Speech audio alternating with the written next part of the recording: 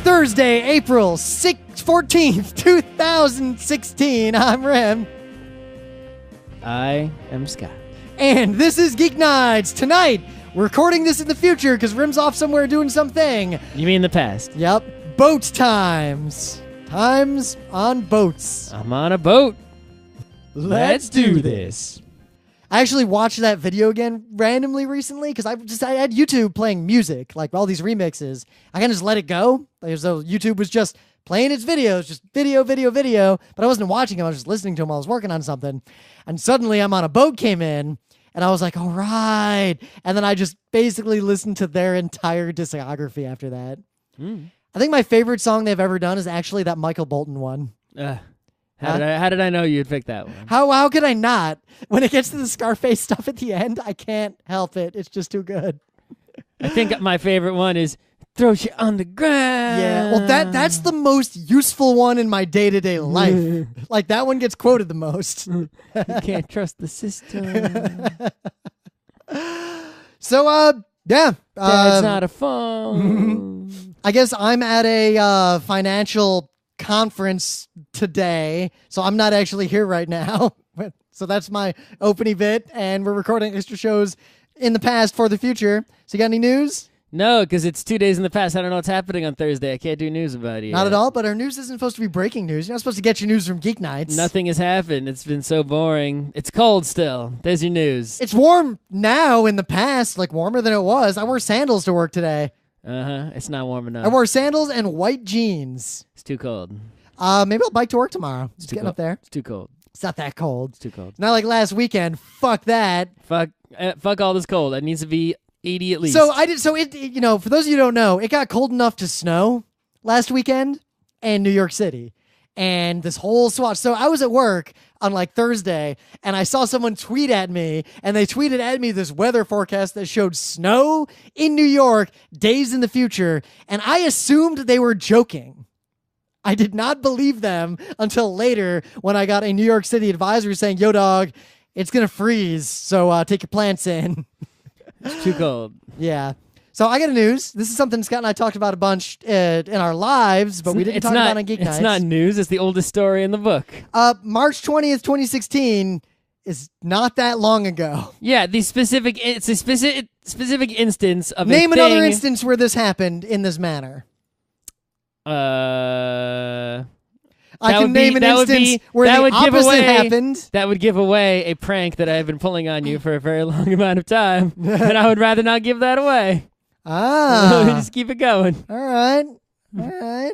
So, Kraft reveals revamped mac and cheese 50 million boxes later.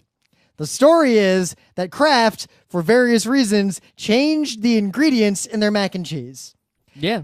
The new formula removed artificial preservatives, swapped out artificial dyes for a combination of paprika, annatto, and turmeric, under development for 3 years, blah, blah, blah.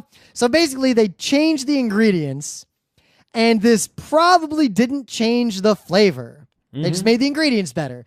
So it's telling that they used paprika and all this, not necessarily because of their flavor profile, but to make it look like cheese as opposed to what I guess it would look like without those things. Mm-hmm. I imagine Kraft mac and cheese looks hellish and inedible without food coloring in it. It looks, the way it looks when you make it is golden, right? Yep. I'm sure if you make real mac and cheese, it doesn't look golden. It looks kind of whitish, but then it has the baking sort of like browning around the edges. Yeah.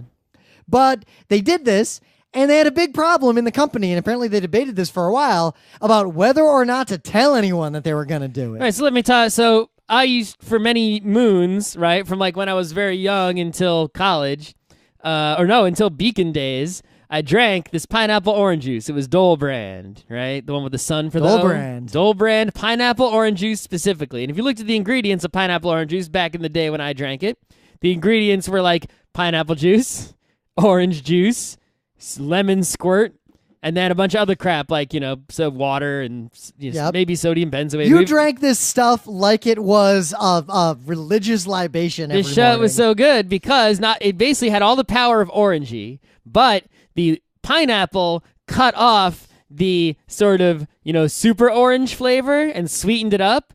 But then this lemon squirt brought back the citrus sting that you need. And it's like it would clear your throat out of any gunk, and refreshing morning feelings came in like, that's the same way better logic than Tropicana orangey. that drove people to drink and prescribe vinegar if they were out of lime juice to prevent scurvy. And guess what? That doesn't work. That doesn't work, but it tastes great. And 1 cup, 8 ounces of it gave you 200% of your daily vitamin C intake, which is unnecessary, but it still tasted good. In old Geek Nights, we used to talk about orange juice a lot. Like, I don't think you guys understand how important orange juice was to our day-to-day lives. Mm-hmm. So anyway, at some point when we were in Beacon, they changed the formula, and it said on the carton, like, new improved formula, whatever. And the difference here is that not only was it new improved formula, but they drastically changed the flavor. The number one ingredient, if you buy the stuff today, is apple juice, and it tastes mostly like apple juice. The squirt of lemon isn't even in there anymore. I don't know how much pineapple and orange there is, but not much. So at that point, I pretty much abandoned it and drank other juices. And I've tried to replicate that juice, like just by taking oranges, pineapples, and lemon and combining them, and it doesn't quite taste the same. Now, it tastes better sometimes because it's mad fresh, but it doesn't taste the same. So, but the thing is, they A, actually changed the flavor, and B, told you. Here, they didn't change the flavor, they just changed the ingredients, and they didn't tell you, because if they told you, but they didn't, actually change the flavor, you'd still believe that it tasted different when it didn't. See, there's a third element to this. And a third sales direction. might go down, and people start buying Bunny brand instead. When it's interesting how this is something that's largely forgotten among young people, but Coca-Cola changed and became New Coke, and they changed the flavor.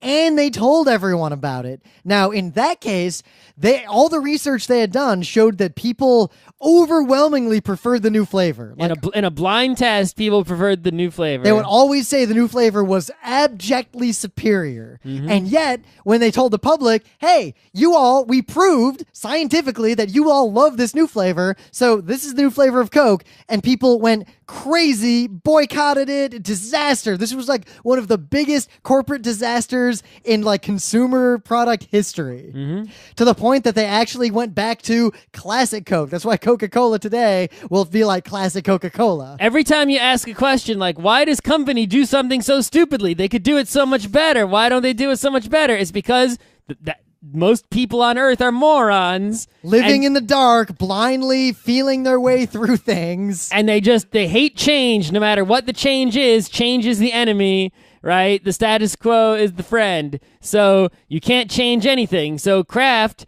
did the smart thing, which is, yes, change it for the better, and that don't tell anyone, because then the morons will stop buying it. If they would have just started putting that better Coke in the Coke cans without saying anything, people would have been like, "Whoa, this Coke feels really good." Yeah. I don't know why they don't do that now. They especially, but whatever. So basically, if you read this article, because I'm not, you can read the article. I'm not just going to summarize it all for you. But what Kraft did is they changed it, and they kept it a desperate secret for a long time, until they were confident that people had been eating the new one for a long time. No one noticed at all. And then they announced, hey, we've got a new Kraft whatever. And guess what?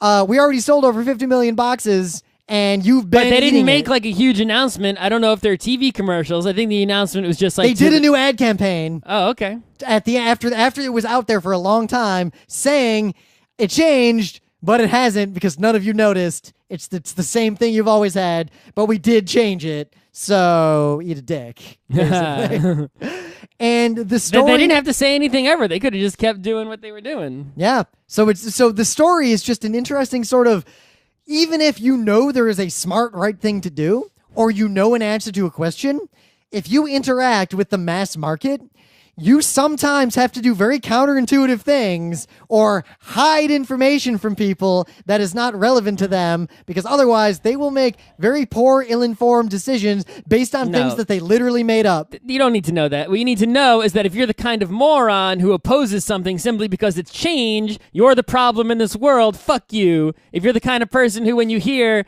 this something is now changed and improved and that makes you excited and you want to go seek it out, You are the good person who is the savior of this world. Now, I wonder if the fact that you had such difficulty in those early days, because you guys don't understand, Scott was like experimenting with different mixes of the three juices for weeks when he lost his recipe, like trying to recreate it.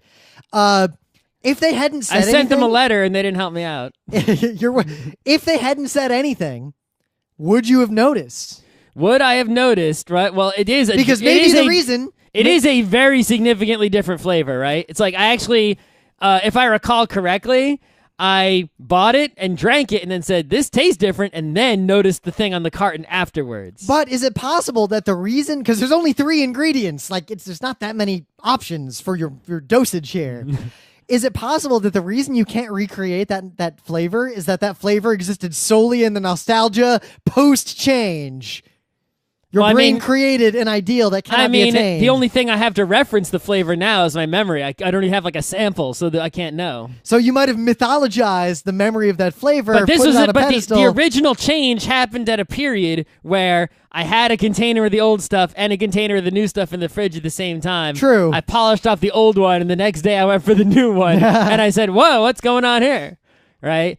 And that, there are times where, for example, one time I went to Grand Central to the Hot and Crusty, which is closed, by the way, and I'm real sad about that. Like, I bought the 1 serving orange juice, and I started to drink it, and I went, what is wrong with this 1 serving orange juice? Is it bad? And I looked at it, and I'd accidentally purchased grapefruit orangey, and I can't take grapefruit. It's too acidy. And it's no good.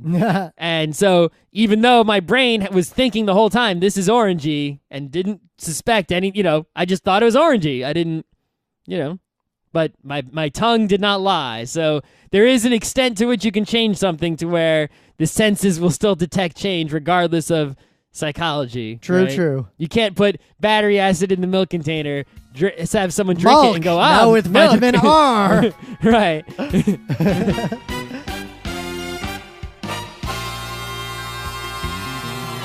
But anyway, things of the day. What do you got? It was another link that I sent you. Don't remember this too? I have to click on it to remember it. All right, so I can do mine first. So, as you know, one of the things that I hate and am displeased by more than anything else in the world is bike thieves.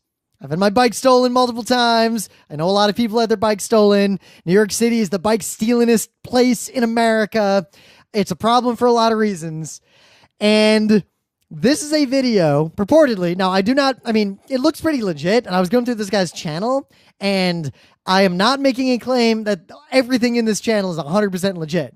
But stun gun in bike seat prank in the hood, electric bait bike prank, karma, social experiment is the video. Mm-hmm. And the video is basically, he has a stun gun rigged with a cell phone hidden in a bike, and the stun gun is right where your balls are on a bike seat.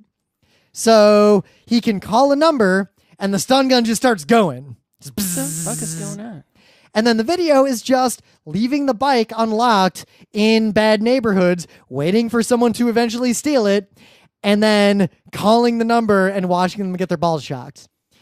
It is extremely cathartic to watch this video, and while I'm not necessarily a fan of vigilante justice, I'm not that opposed to this level of entrapment. The level of, here is an easy crime that would harm a person if it was a real crime, but it's actually a trap that will not kill them. It's not like there's a shotgun in the bike seat, but will cause them significant discomfort. So while I enjoyed this, there's another video in the channel that I saw right after that I have to call attention to. Car bomb bait car prank in the hood, public bomb scare prank, instant karma, best pranks. Okay. This guy has this fucking rigged up fake looking like a bomb, like 3 sticks of dynamite and a really long set of like really, those fuses you buy if you make your own fireworks? Like the ones that go real slow and real big, like psst. Yeah. So it's rigged up where when he triggers it, it just looks like a bunch of sticks of dynamite with this giant fuse and a detonator, like getting ready to go off. And apparently he has a lot of videos of using this fake bomb as a prank. One of them was he put it on a remote control car. So when the fuse hits the end, it doesn't explode. It's just, nothing happens. It's just wooden sticks. Yep. So, like, one of the videos is this dude mounting this giant fake bomb to a remote control car and driving it around at people, which is funny in its own. I mean, obviously a little mean, but just the idea of that is kind of funny to me. Use it in a crowd. Yeah. Make way. Let me get on the roller coaster next. Swerve, gentlemen. But basically, what the gist of this video is purportedly, and the video is pretty funny, is he parks a beater car in a bad neighborhood with the window down and the door unlocked, and there's some valuables laying around in the car, and in the back seat is just this fake fucking bomb just sitting there, and he waits for someone to sit down in the car because a car thief will just steal the car, but a thief of opportunity will not like stand around outside the car. Like people who regularly steal from unlocked cars, they know what they're doing. If you see an unlocked car, you open the door and you sit down in it and close the door. That way, you're in the car. Unless someone walks up to the car or is the owner of the car, they're not going to think anything wrong with someone sitting in a car. Somehow I think this person knows a lot about bike stealing and car stealing. This is not a high quality person. Well, they're a regular modern day Batman. Sure. So the way this works is that after they sit in the car, and there's cameras like rigged up in the car everywhere, they'll wait a few minutes or a few seconds and then trigger this. So the person turns around, and usually it's some variation of, what the fuck? Holy fuck! Followed by like running out of the car, screaming, dropping stuff. It's pretty great. But he went one step further. The car is rigged so that the handle on the inside of the car will not work. So they have to jump out the window. So I invite you to enjoy these videos. So this guy, someone I guess who follows this YouTube channel, this is BigClive.com. What's up, Big Clive? Somebody found a USB charger similar to the ones we get from Anchor that let you charge 5 USB devices. I'm holding one in my hands right now. This one charges 6. Whoa, daddy. Yeah. Anyway, I have one at work that does 10. But this is like some off-brand crappy one. And someone bought this somewhere, and when they went to use it, they noticed, like, this shocked me when I tried to use it. And it's like, well, that could happen. No, it shocked me like my muscles were, like, contracting. Shocked me. Whoa. This shocked me like when I put the wire near something, there were sparks, like when Rim was in that cage place. Oh, yeah, when I grabbed the door to the server cage to open it, and then I stopped because I thought an earthquake was happening, and it took me a while to realize that I was being shocked with one phase of a 220 line. So Big Clive knows about electronics, so they sent this to Big Clive, and he made this video examining this USB charger. And apparently, when you make an electronic device that, say, plugs into the wall, you have AC power coming from the wall, right? Yep. And mains power, deadly power. Deadly power. But on the other side, you've got USB, which is like a handful of volts. But if you make a shitty device, I mean, it's just wires. Right. If the wire from the wall touches the wire that's on the USB. On the circuit board, there'll always be sort of this divide between the part that uses the high-powered electricity and the part that uses like the low-power DC with the transformer in between and a big gap so that there isn't any short circuits of electricity jumping across. And apparently in this USB charger, that gap was not sufficient, and Big Clive goes to investigate exactly what's wrong here. The moral is don't buy dodgy imported, like, Chinese nonsense USB chargers. They might actually kill you. Yeah, this video, though, the problem with it is it's like 28 minutes and 20 seconds long. That's my kind of video. Fast forward most of this because it's mostly him trying to, like, break the case open for like 5 minutes. So there's a channel I follow that isn't, like, editing Big Clive, editing. There's a channel I follow that's edited better than that, but it's basically just this guy tearing apart shitty imported Chinese electronics and showing how dangerous it is. And they're really long videos, but he really goes into detail. That's the guy who showed me about those shower heads that will shock you if you get close to them. But yeah, there was a story actually a few months ago of a woman, I think it was in the UK, who was killed by an iPhone charger because she had headphones plugged in, and this thing just mains lined and killed her straight up. So, yeah, don't buy cheap USB chargers, guys. Buy, when it comes to electricity, at least Anchor. Anchor's the minimum for a USB charger. That's the bottom. Get the name brand biz. Yeah, Sony, Magnet Box. Passanonic. If you can't tell, I've been watching a lot of Simpsons lately. Yeah. In the Meta Moment next weekend, we're going to be at PAX East 2016. We're doing a panel on Sunday at 3:30, Atari Game Design. We're going to be there Thursday playing games in the awesome tabletop area. Their Megathon is off the hook. The book club book is Oryx and Craig by Margaret Atwood. Pretty much done with Wheel of Time temporarily, so I'll actually read that book. I'll probably start it like right around PAX times. Otherwise, the Patreon hit its first goal, the GeekNights Patreon. So I am going to be... You can all stop giving now. You hit your stupid goal. Everyone No, there's go back another to goal. zero. You don't need that goal. If you hit the next goal, I'm going to make videos detailing the full GeekNights process, like all the filters No one needs I that. use, Just go back to zero. all the everything. No one and if needs you hit that. the next goal after that, we're going to live stream every episode of GeekNights You don't with need video that on either. YouTube. Just go back to zero. It'll be fun stuff. You can go back to zero now. You got your beta episode. We're also stepping up the Rimley review, so Emily and I are going to be reviewing a few things in the coming weeks. You don't need that either. And I'm re-releasing all 8 or possibly 9 pre-publication beta episodes of GeekNights with commentary remastered in the Patreon over the next few weeks. You got what you wanted, so you can cancel now. Nope, now there's going to be so much more. The higher it goes, the more I'm ramping up the shit in You there. don't need any of that garbage. It's going to be amazing. No. Your life will be much better off without that stuff, in fact. So I've never been on like a princess cruise or a carnival cruise or anything like that. And while several people in our lives have tried to convince me that they're worthwhile, I am highly dubious of that kind of boat time. I mean, As far as I can tell, those cruises are pretty much just hotels turned sideways that you can't leave easily. Yep, with That buffets. that move. With buffets and norovirus, and you can't leave. But they provide you, with much food, and you go to a hotel. Usually, you don't like go in the pool, but when you go to that hotel, you can't leave and go to attractions near the hotel. You do all the in-hotel stuff like spas and pools and shit. Now, my suspicions were confirmed Concerts and parties and whatever. by other people I know who work on cruises who were like, yeah, it's mostly just old and or fat people. But it was double Some confirmed. families in there. The last time I was in Sydney, and I think I talked about this on Geek Nights, I was hanging around in Some Sydney. basic folk. I was doing a long run, like all around like the Opera House area, and a big cruise ship was getting ready to depart. So the people who were going on the cruise were all showing up. Let me guess. You're going to talk about how old and fat they were. They were so old.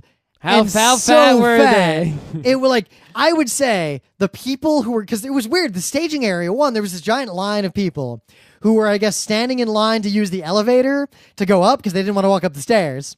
And up there was like a restaurant. There was a little, like, you could check your bags. There was a lounge and a bunch of bars. I think there was a hotel even. Like, people were staying there for a few days before they even got on the cruise ship. Pre-gaming.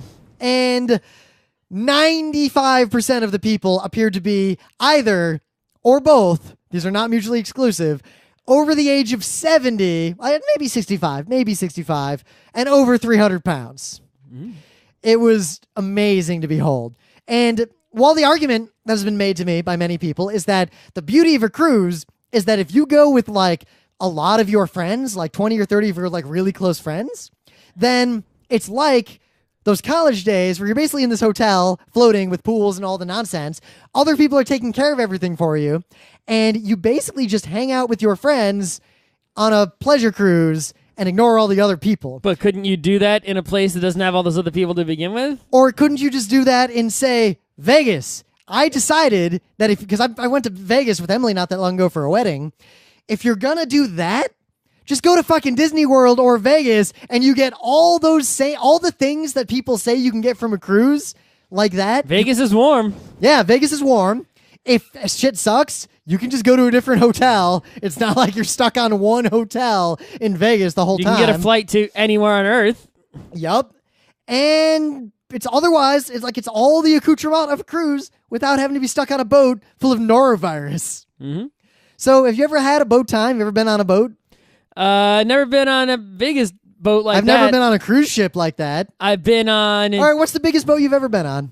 I went on like this tiny cruise. It was like we were in high school. We went on a trip to D.C.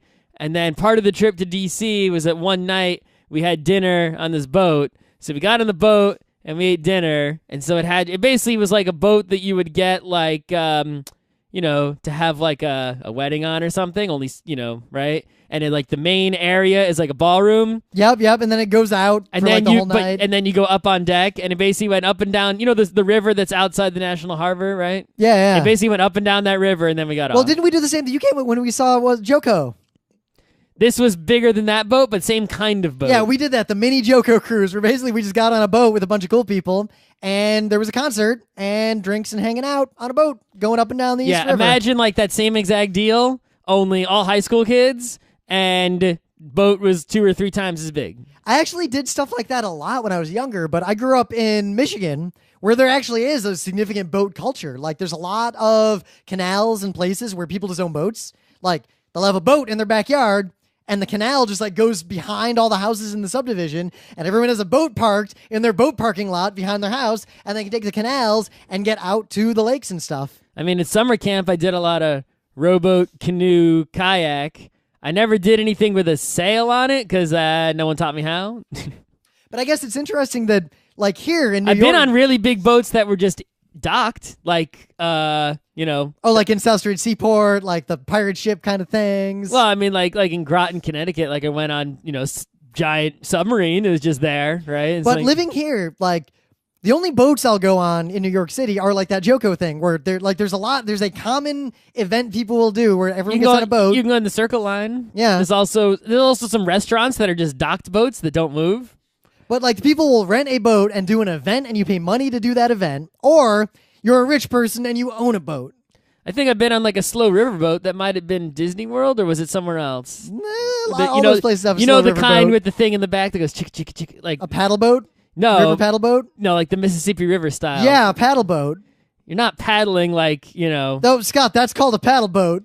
Paddle wheel. Isn't it called a riverboat? It's just like a giant mill in the back. Paddle boats have the paddle wheels on the back. No, not like that. Yeah, not like that. You're thinking of one with the one giant wheel, like a Maverick. Yes, Yeah. like that one. So, but what I was getting at is that here, like, boats are a rich person thing, or a bunch of people get together and basically rent a boat and charge admission to cover the rental of the boat. Mm-hmm.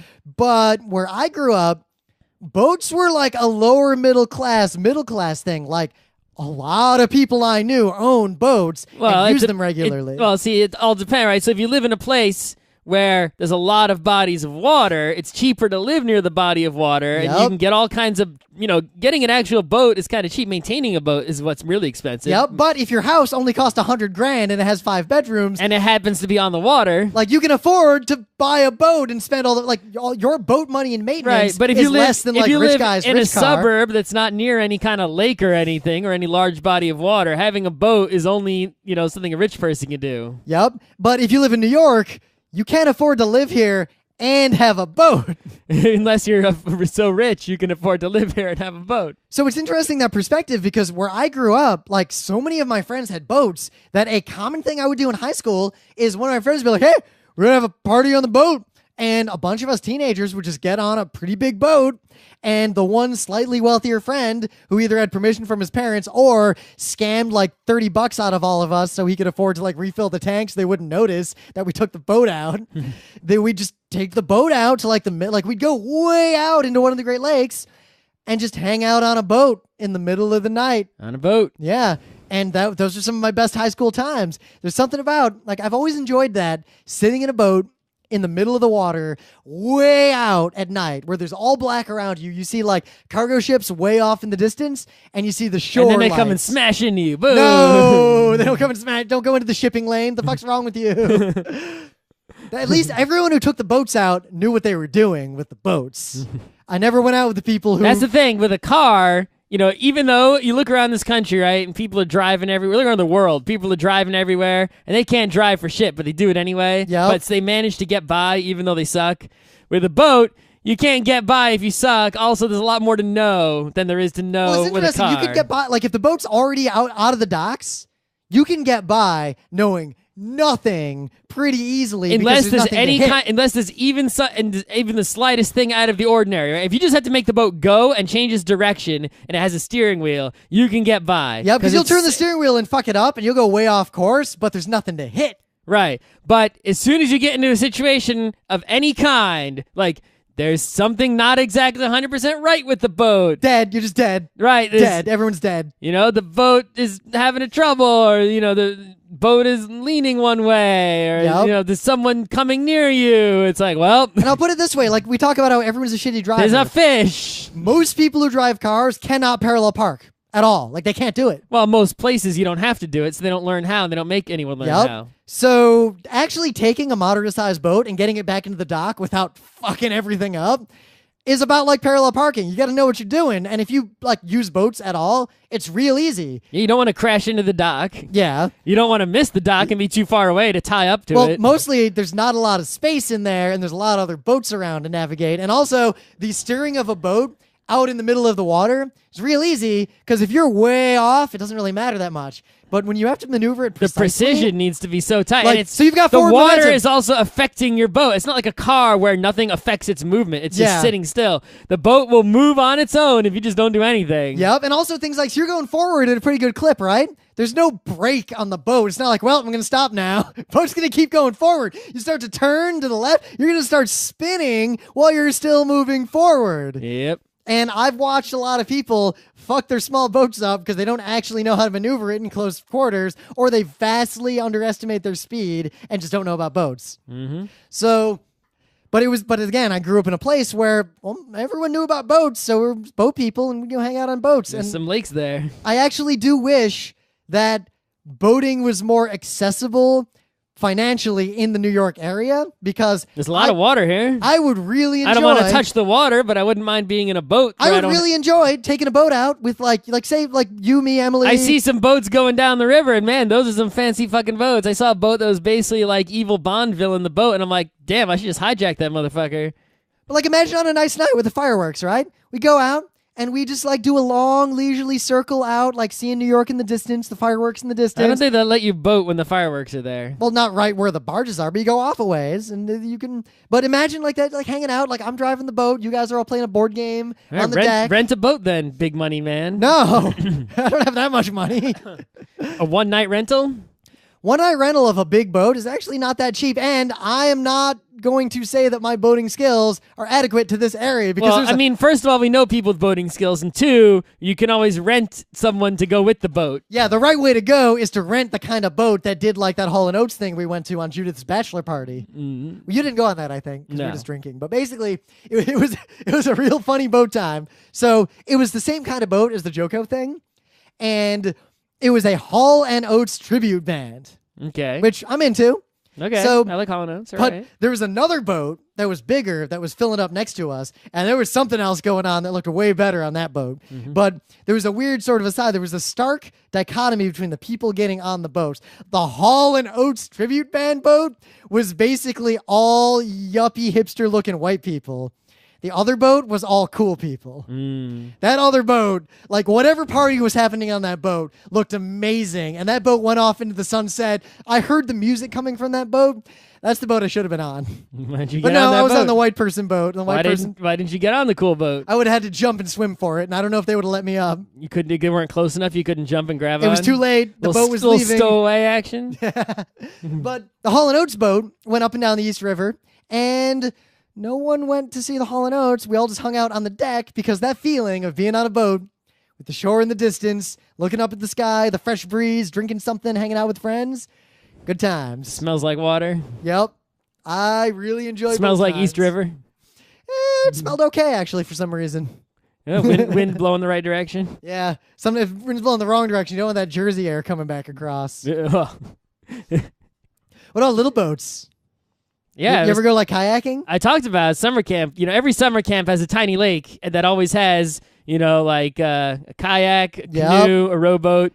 You know what I always enjoyed? How a lot of kids, multiples of we the talk above. about skill. Kids fucking don't know how to use canoes. Windsurfing. I know how to use a canoe. Yeah, most kids don't seem to know how to use canoes. And rafts are way harder than canoes for people who don't know how to use them. Well, I mean, a raft sucks. It's a big rectangle. It's just Yup. like it sucks, right? And you can get your raft can just spin around in a circle Yup. way worse than a canoe does. At least you're not. At least a canoe has a point, so you know which direction is forward or Yep. backward. Actually, I think the hardest thing that the kids have the most trouble with an actual like traditional rowboat.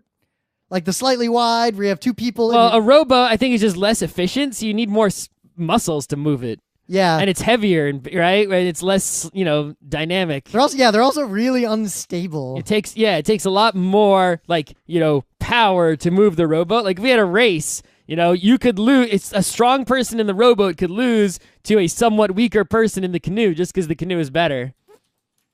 It's like, someone's got a Ferrari and you got a not Ferrari. Yeah, I do really enjoy kayaking, but I don't like tandem kayaking that much. I like my own kayak. Yeah, I don't understand the two-person kayak. Well, two-person kayak is more... the whole point of the kayak is that it's like, finally, the one-person boat, not the stupid two-person canoe action. The two-person canoe is good. Well, the canoe, but the two-person kayak is good if you're doing distance kayaking. Like, what if you're kayaking like all the way up the river to Yonkers or like Beacon or something? Well, that's the other thing with the kayak is that it's so tiny. You can just like throw a rope and just binge off someone else's kayak. Right? It's like I'll just tie myself to your kayak and take a nap. But I really enjoy kayaking. Actually, it's a sport I kind of missed that I feel like I should get into again. I like kayaking. I just have no arm strength, so I can't really do anything except let the water push me. Yeah. You know what you need to do? You're biking so much, you got strong legs, you got to do that to your arms. Then you can kayak. Because if you're strong... Or I could just not do that. But if you're strong, kayaks can go real fucking fast. Yeah, what kind of hurry am I in? It's just really fun to go really fast in the water like that. You gotta go fast. I like some lazy river action. But I'm thinking about this summer. Go fast. I think I want to go out to Jamaica Bay and rent a kayak and go poking around in all those like marshes and everything. Are you allowed to go in there? Isn't it a reserve? You're not allowed to go in that Some water? areas you can go, some you can't. But there's a lot of kayaking out that way. Like you can just go out and rent buy kayaks. a kayak and tie it to the roof of your car like a yuppie whatever. No, you'd fucking like go out there and rent a kayak and use it there and then leave the kayak when you go home. I've never seen a kayak rental over there. There's a lot of kayak rentals in New York. Actually, there's places here you can get kayaks and go up and down the river. I mean, you're not going to get that river water on you too much. I've seen kayak in the Hudson River. Like you can next to the Intrepid. There's like kayaking you can just do. So as far as I can tell, there's an old thing that they set up where there are campgrounds that are accessible to kayaks and canoes and things all the way along the river from New York City, like way up, almost all the way to Albany. So they're spaced such that if you are a reasonably proficient goer, you will get to one every day and be able to camp. So you're gonna bike up the Hudson River. Well, the Hudson River changes direction, so just time it with the tides. Good luck with that. Yeah, but people do it all the time, actually. It's a really common hobby. They're mad strong. Yeah, biking. I mean, you can You're bike going to end up, 100 miles. also, no matter which direction the water's moving, you're going to touch Hudson River water. Yeah, so I learned about that unrelatedly recently. There are different standards for how dangerous water is based on whether or not... Yeah, it's not the fucking Ganges, all right? It's not going to kill you, but you don't want to touch it anyway. Hudson River water is in a category where you do not want to immerse your body in it, but... occasional contact, like in kayaks and canoes, totally fine. Like negligible danger of anything. Yeah, but you'd still be better off not touching it. I think there's more danger eating bacon on a regular basis than there is in that. So I might do the kayaking trip. But don't you eat bacon on a regular basis? I'm gonna amortize those dangers. Because I do.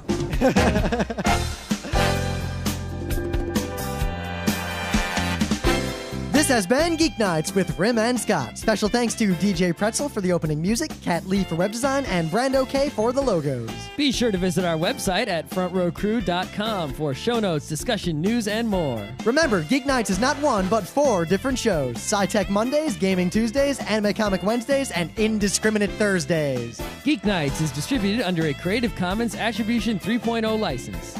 Geek Nights is recorded live with no studio and no audience. But unlike those other late shows, it's actually recorded at night.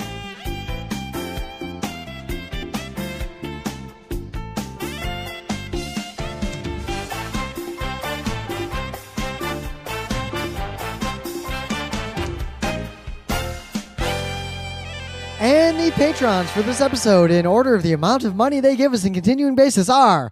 Rebecca Dunn, Nicholas Brandow, Alan Joyce, Heidi McNichol, Amanda Duchette, James David White, Christian, you can guess what bullies called me in high school, cunts, Jess, MyStady.com, Sean Hayworth, Mechanical Mind, William Eisenrose, Jeremy Miner, Spartacus, Kimberly Batchelor, Kachar Tavashen, Jonathan, shout out to Dick Kuntzman, Romer, Joshiro Joestar, Tyler Eller, Sean Yeager, Clinton Walton, Ren from New Zealand, Robert Lee, Ryan Perrin, Drew Openlander, Rare Lavelle, Brian Cedroni, Rochelle Montanona, Finn Eric Silverrod, Can't Melt Steel Beams, Kinetic Man, Aaron Cerise, Chris Midkiff, Chris Knox, I Expected the Spanish Inquisition, Sam Cordry, Daniel Redmond, Chris Haddad, Sean Klein, Chris Reimer, and Thomas Hahn.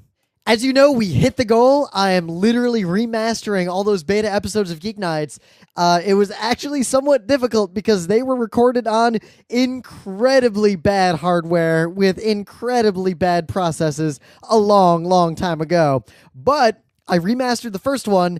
I am listening to it probably on my way to work tomorrow as a podcast, and then I will be able to record some commentary on what it was like listening to us do literally the first Geek Nights thing we ever tried to do. Some of it's funny, some of it is haltingly horrific to listen to. But it is very interesting to hear what we sounded like, because it wasn't, most of the time, it doesn't sound like us having a natural conversation like we did in that era. We actually sound more natural now, even though that natural sounding conversation and banter we have is actually sort of an act and kind of synthetic. So it's weird that when we were more natural on the show, it ended up being halting. And over time, we sort of rediscovered the way to do what we would do in our normal lives, but in a performance setting.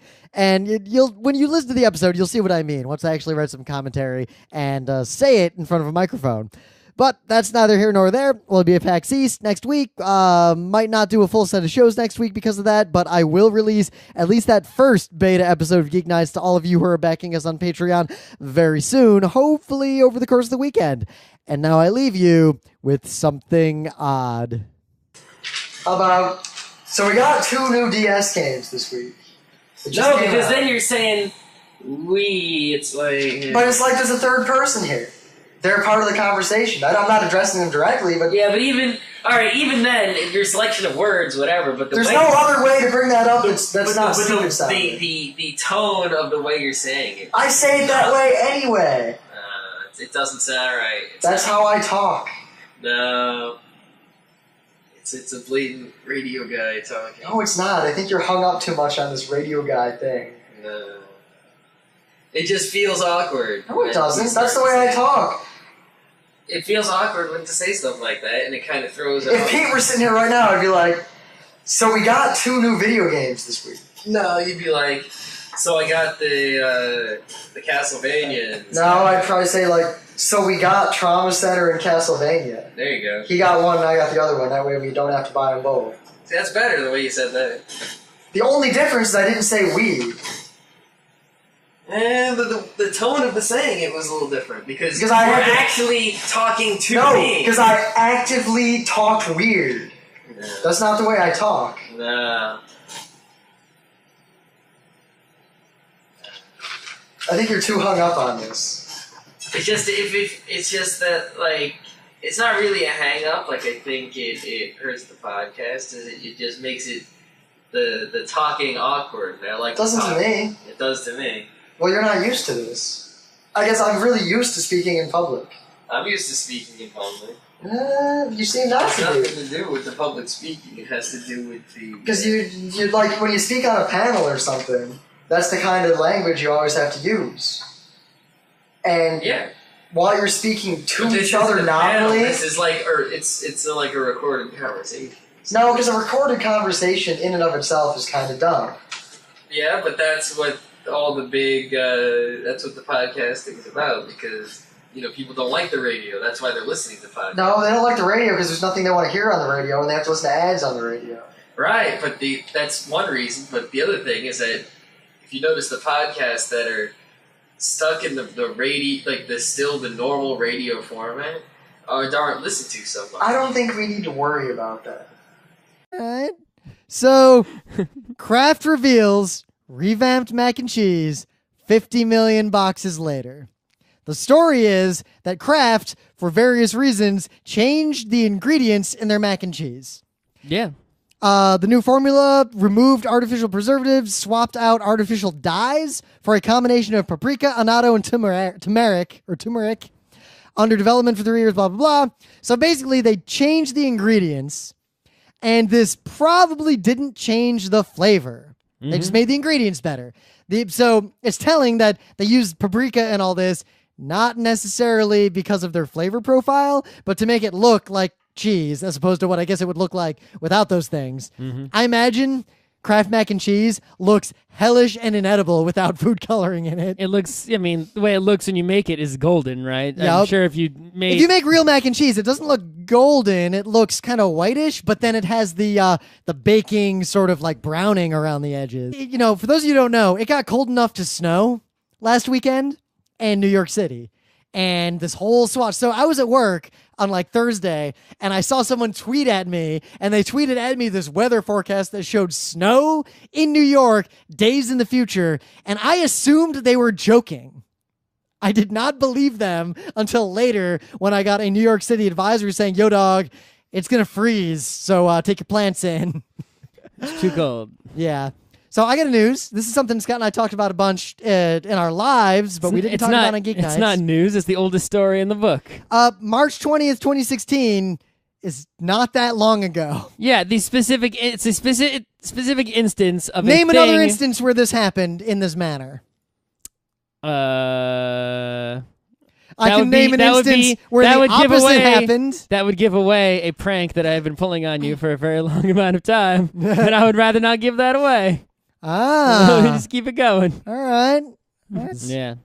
But they did this, and they had a big problem in the company, and apparently they debated this for a while about whether or not to tell anyone that they were going to do it. All right, so let me tell you. So I used, for many moons, right, from like when I was very young until college, until Beacon days, I drank this pineapple orange juice. It was Dole brand, right? The one with the sun for the Dole brand. Dole brand pineapple orange juice specifically. And if you looked at the ingredients of pineapple orange juice back in the day when I drank it, the ingredients were like pineapple juice, orange juice, lemon squirt, and then a bunch of other crap like, so water and maybe sodium benzoate. You drank this stuff like it was a religious libation every This shit morning. was so good because it basically had all the power of orangey, but the pineapple cut off the sort of, super orange flavor and sweetened it up. But then this lemon squirt brought back the citrus sting that you need. And it's like, it would clear your throat out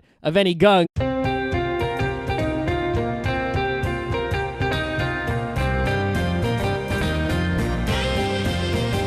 It's Thursday, April 14th, 2016. I'm Rem.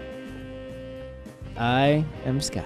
And this is Geek Nights. Tonight, we're recording this in the future because Rim's off somewhere doing something. You mean the past? Yep. Boat times. Times on boats. I'm on a boat. Let's do this. I actually watched that video again randomly recently because I had YouTube playing music, like all these remixes.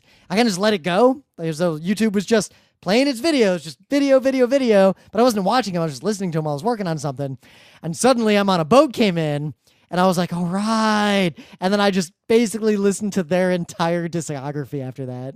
I think my favorite song they've ever done is actually that Michael Bolton one. How did I know you'd pick that one? How could I not? When it gets to the Scarface stuff at the end, I can't help it. It's just too good. I think my favorite one is throws you on the ground. Yeah, well, that's the most useful one in my day-to-day life. Like, that one gets quoted the most. You can't trust the system. So, yeah. Dad's not a phone. I guess I'm at a financial conference today, so I'm not actually here right now. So that's my opening bit, and we're recording extra shows in the past for the future. So you got any news? No, because it's 2 days in the past. I don't know what's happening on Thursday. I can't do news about it Not yet. at all, but our news isn't supposed to be breaking news. You're not supposed to get your news from Geek Nights. Nothing has happened. It's been so boring. It's cold still. There's your news. It's warm now. In the past, like warmer than it was. I wore sandals to work today. It's not warm enough. I wore sandals and white jeans. It's too cold.